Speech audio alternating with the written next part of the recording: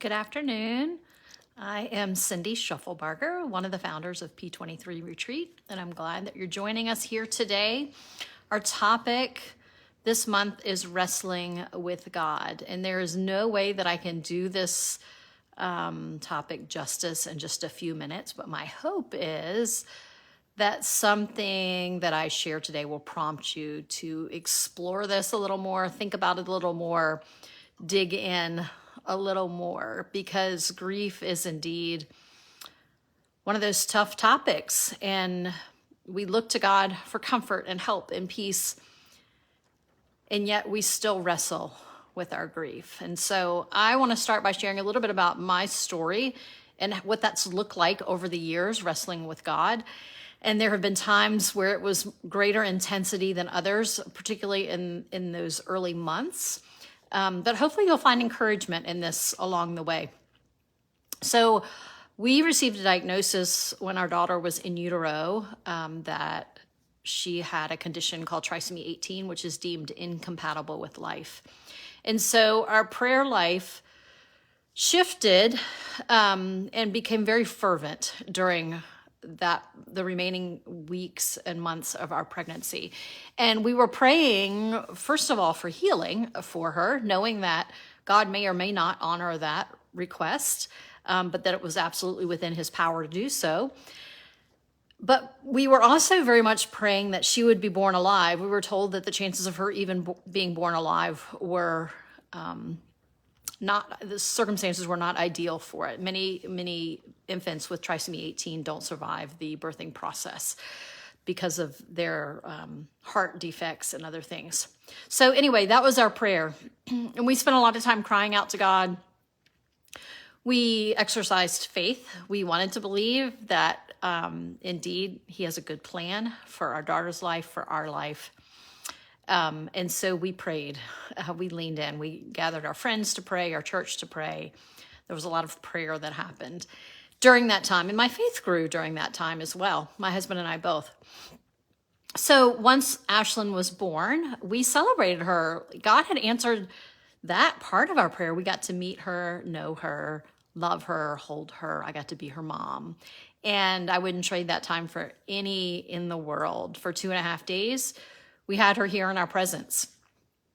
But then as she passed from this life to the next, I went silent. It really was kind of numbing, and I couldn't pray. I couldn't read my Bible. I wasn't in an angry place at that time. But I couldn't. And so I invited a friend, actually I pleaded with a friend, to please pray for me that I would again have the desire to pray. I didn't even know what to say. God, what do you say when I've been praying and asking for healing and asking for help? And now I'm dealing with the death of my daughter. And so this friend was faithful in that prayer. And within about 2 weeks, I was back to praying again. And I attribute it to God's grace in that. But I also had all these emotions that I was trying to deal with. What do I do with this? I believe that God is loving, and yet he said no to my request for healing. How do I make sense of that? And so I came to a point where I started questioning God's love for me. He could have healed Ashlyn, but he chose not to. Therefore, God must not love me. And that's where my thought went. However, that wasn't the truth. Like, my feelings were very real all throughout that tumultuous time, but they weren't always truth.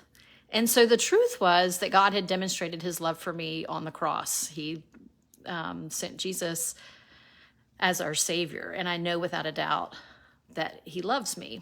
And yet I had to make sense of this. It doesn't feel loving right now, because he could have chosen to heal her and he didn't. So fortunately, I had been in a group of a Bible study with a group of ladies, and they probably planned this, I'm not sure, but the book that they chose for us to do, which was shortly after Ashlyn's death, was called No Holds Barred, and it was a book about wrestling with God and prayer. And in that book, I had to explore different elements of prayer and this whole concept of wrestling with God.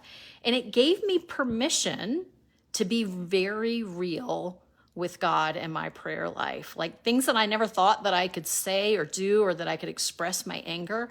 I learned that indeed God could handle my anger. God's not afraid of our anger, our hurt, our pain, our suffering. He's very aware of it, and he wants our honesty, and he invites us to come to him with it. We even see examples of this all throughout the Bible. We see Jacob wrestling with God. The Psalms, about a third of them are songs of lament, meaning there's pain and suffering, and people are crying out to God. And so there's actually even a format for lament. And lament, it was a new term for me. I'm really still just kind of discovering about what it is and digging in.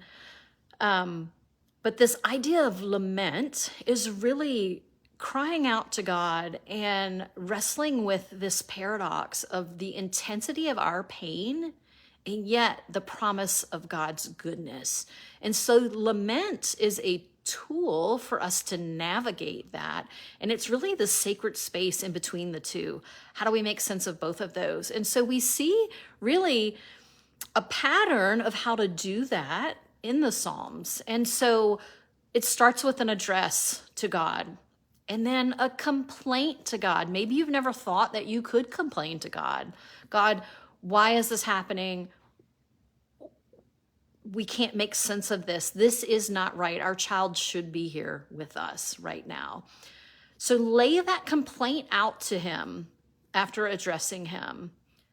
And then try making a statement of trust to him. But God, I trust that you can show me the truth of this. I trust that you are bigger than what I can see. And then make a plea for help. Lord, help heal my hurting heart. Help me to honor my child in the midst of my pain and suffering. Help me to see your goodness in spite of what I feel. Show me your truth. So making that plea to him and then offering up a praise. Lord, I trust you. Lord, your word says that you are good and you are gracious. And I'm going to trust that even though I don't feel it right now. And so that's what a lament can look like. And it helps walk us through this process of believing again, of healing. We will forever miss our child. It's not right that they're not here with us. And we know that the world is not right. As sin entered the world, it will never be right until the new heaven and the new earth after Jesus' return. But we have comfort and hope.